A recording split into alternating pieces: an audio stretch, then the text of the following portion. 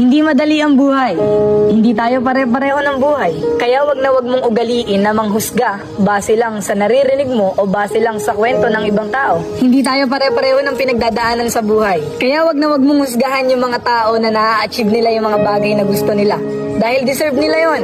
Pinaghirapan nila yon, nagsakripisyo sila, ginalingan nila, kaya nakuha nila yung mga bagay na gusto nila. Alam mo, imbis na manghusga ka ng tao sa paligid mo, bakit hindi mo na lang din galingan? Bakit hindi mo na lang din bigyan ng sakripisyo yung mga bagay na gusto mo? Ang panghusga ay isang toxic na ugali. Yan ang ugali na hindi dapat inuugali.